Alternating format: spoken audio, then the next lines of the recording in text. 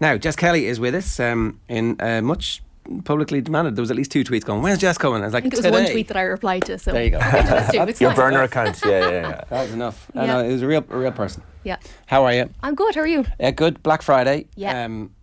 The Cyber Monday thing was something I had completely forgotten about until earlier this week when you're like, oh, it's not just this day. So do we take the risk of not buying something on Friday in the hope that it's going to fall further on Monday? Well, the reality is Black Friday is now sort of a 2 or 3 week period. It's not just a day. So many brands start pushing stuff out from like last Monday and will continue to do so.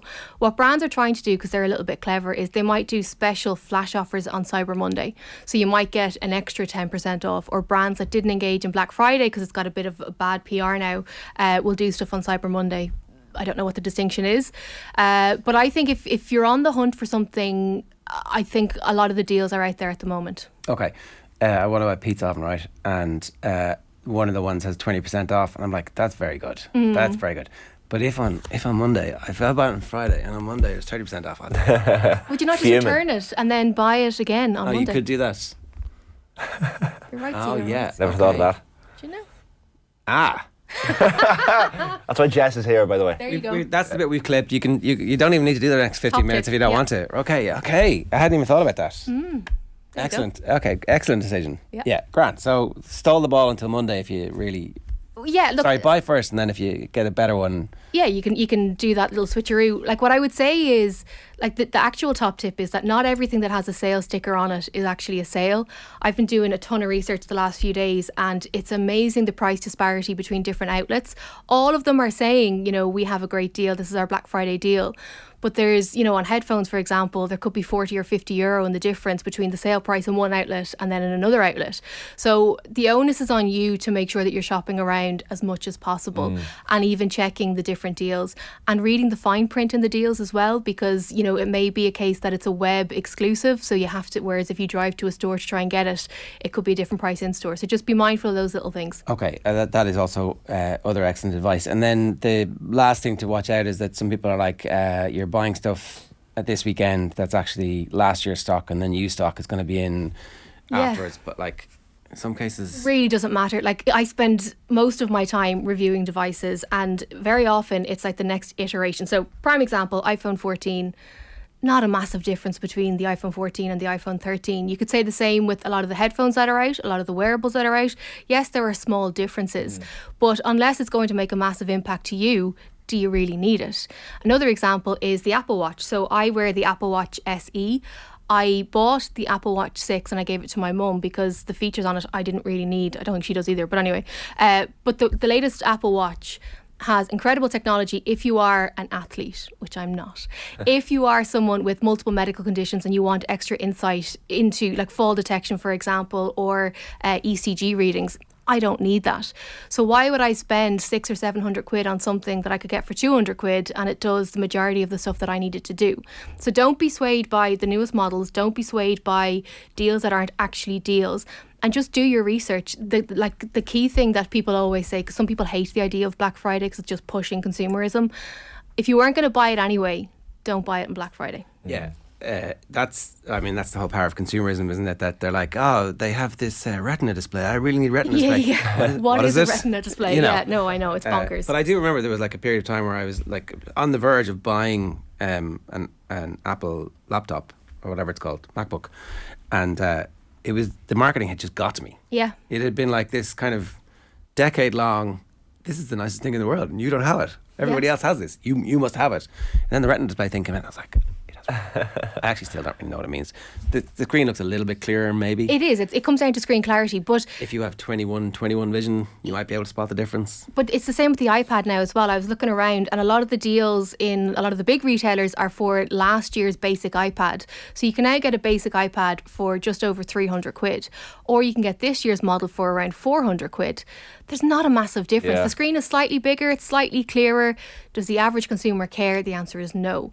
Most of the texts that I get into Newstalk all the time looking for tablets are for parents and grandparents, either for kids to watch a bit of whatever they're watching, or for grandparents to do a bit of online shopping, the odd email and keeping in touch with people. Yeah. Do they need Notion screens? No. Yeah, no. Excellent advice. Right. What have you got for us?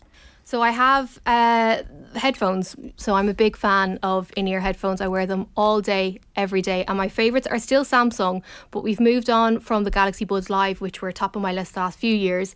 And these are the Galaxy Buds 2 Pro. They're usually €239. They're on sale at the moment for €199, both on Samsung's website and in Harvey Norman. This is one of the ones that's on sale in another retailer, but for 40 or 50 quid more expensive. So just be mindful when you're shopping around. These are great because they're very comfortable when they're in your ear. They have noise cancelling and the audio quality is deadly. They're also really useful for pairing to multiple devices. So I have them connected to my laptop and to my phone. So you can switch between them when you're going around the place, depending on what you're doing, and they connect seamlessly. So I really like these. Saw something mad the other day. Do you know the in-ear? So the in-ear headphones with the headphones built around it. Yeah. And I was like, this is mad. This is total noise. Yeah, that's for like if you're on my level of, you know, super social awkwardness, that's grand. But again, for the majority of people, I don't think you need it. The noise cancellation that are built into these are great. And the good thing about these ones and a lot of the different ones that are out there now is that you can long press on them and it'll give you that ambient noise. So if you're walking down the street and don't want to be completely in your own little world, it's good to have some of that ambient noise coming in. Does it tell you when they're about to wear down on? Yes. Because what I've noticed about the Apple AirPods. When you're using an Android phone, they don't tell you. They just wear out. Yeah, there are certain features that if you move outside of the ecosystem of the brand of headphones, you don't get the full shebang. So for example, I'm using these ones and I'm using an iPhone.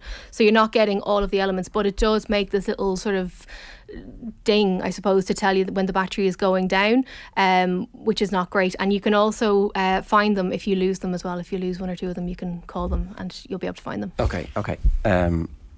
Better than the Apple ones? Yeah, 100%. I don't like the Apple ones at all.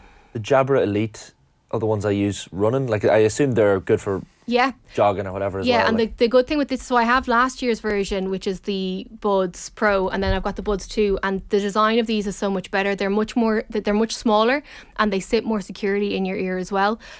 So yeah, no, they are, and they're, you know, all terrain proof as well. So if you're out in the rain or whatever like that, you'll be grand. Okay, so the Samsung Galaxy Buds 2 Pro are on offer at the moment at 199 quid on Samsung's website and Harvey Norman. Yeah.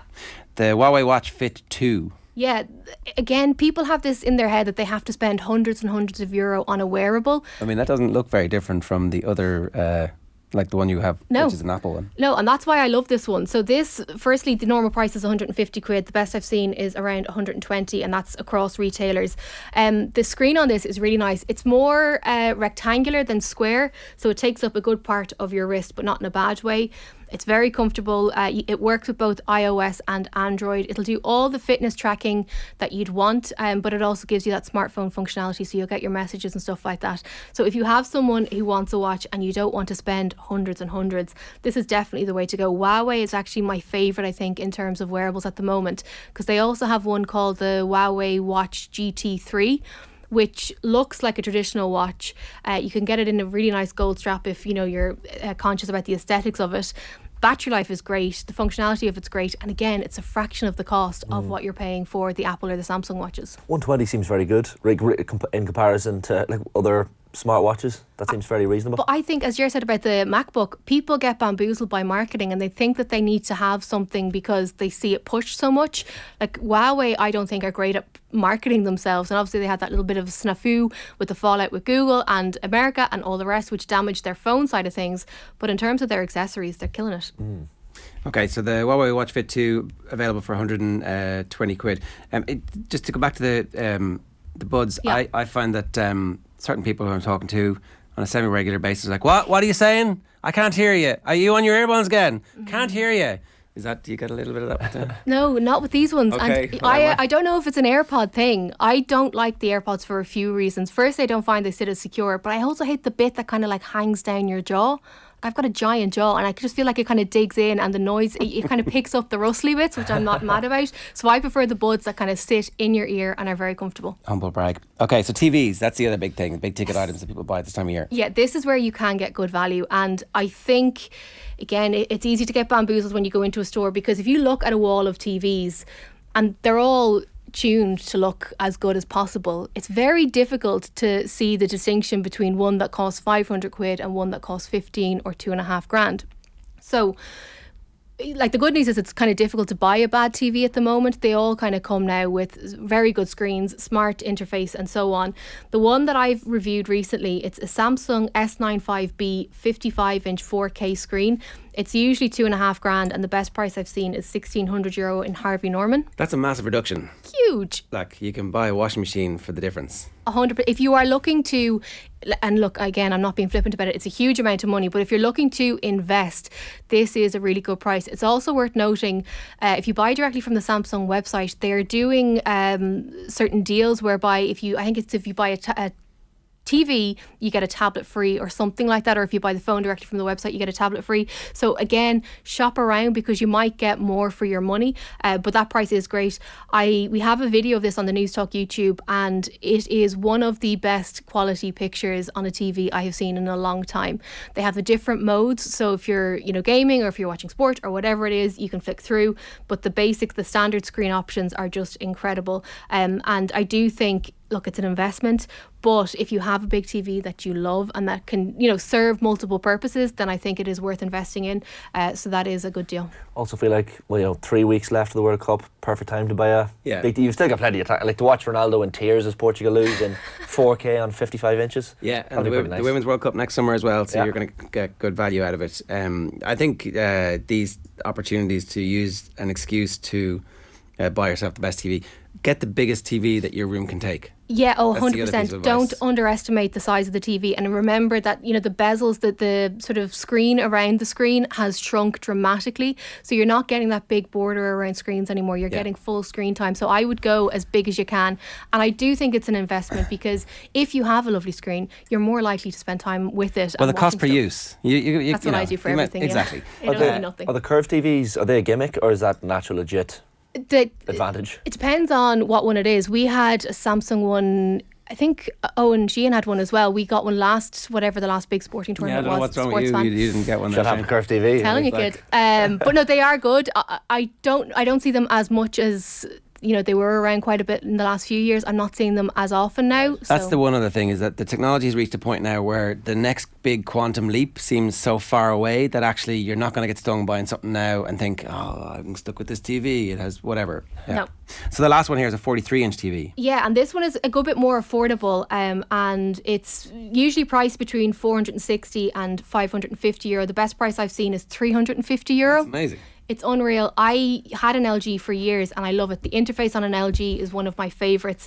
This is 4K Ultra HD HDR LED. The key difference between all the letters and the acronyms that you see, it depends on the type of screen. So OLED, for example, is the organic light. So that means the TV doesn't have to work as hard to light everything up. Everything is backlit, so the colours pop a little bit more. I would guarantee if I went around the office now and put the two TVs in front of the majority of people, they wouldn't be able to tell which one is which. So if you're looking for a TV without breaking the bank, 43-inch is a decent size. So again, if you don't want a big cinematic screen to take over your entire living room, or if you're looking for a TV for your bedroom and so on, this is the one to go for. All right, good stuff, Jess. Thanks very much for that. Follow Jess on Twitter and on Instagram, and listen to Jess every Saturday at 5. Indeed. There you go.